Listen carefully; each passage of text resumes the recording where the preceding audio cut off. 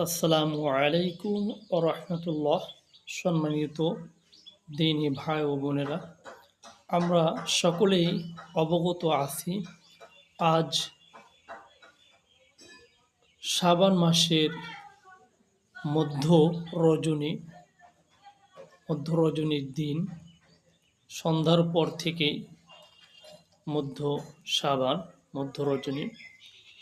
আমাদের এই দিনে কিছু আমল, আমরা যেটাকে বলি শবে বরাত,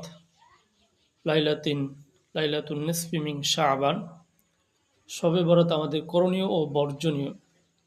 আমরা এই শাবানে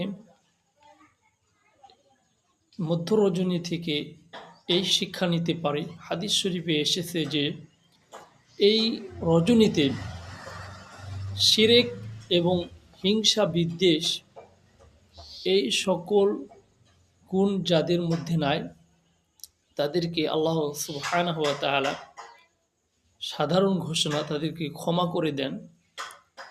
কিন্তু আমাদের মধ্যে যে প্রচলিত যে কিছু বিষয় রয়েছে যেগুলো আমরা করে থাকি, হালুয়া রুটি, তারপরে আমরা আতশবাতি জ্বালানো,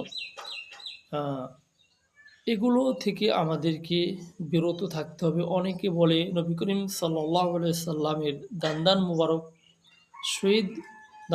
মুবারক শহীদ হয়েছিল, এই কারণে আমরা হালুয়া রুটি খেয়ে থাকি। কিন্তু আসলে এই তথ্যগুলো কতটা সঠিক এগুলো কিন্তু আমরা যাচাই করি না। নবী করিম সাল্লাল্লাহু আলাইহি সাল্লামের দান্দান মুবারক শহীদ হয়েছিল উহুদ যুদ্ধে, আর যেটা হয়েছিল শাওয়াল মাসে। তাহলে শাবান মাস কোথায়, শাওয়াল মাস কোথায়? তো এই জন্য আমাদের এই সকল বিভ্রান্তিকরমূলক বিষয়গুলো থেকে আমাদের বের হয়ে আসতে হবে। যেটা সঠিক, যেটা হাদিস কোরআনুল কারিমে যেগুলো রয়েছে সেগুলো আমরা মানব। আমরা এই দিনে কিছু ইবাদত নফল একাকিত্ব, আমরা নফল সলাত এবং কোরআন তেলাওয়াত এবং আল্লাহ তাআলার কাছে আমরা আমাদের নিজেদের জন্য, পরিবার পরিজনের জন্য, আত্মীয় স্বজন, সকল মানুষের জন্য, সর্বোপরি দেশের জন্য আমরা দোয়া করতে পারি। তো এই জন্য আমরা আজকের এই দিনটি আমরা এভাবে কাটাতে পারি। কিন্তু আমরা যদি কেউ খেতে ইচ্ছে যে হালুয়া রুটি খাইতে পারেন, যে আজকে হালুয়া রুটি বানাতে হবে, এই বিষয়গুলো থেকে আমাদের ফিরে আসতে হবে। তো ভিডিওটি ভালো লাগলে শেয়ার করবেন এবং লাইক কমেন্ট আপনার মন্তব্য পেশ করবেন। সকলকে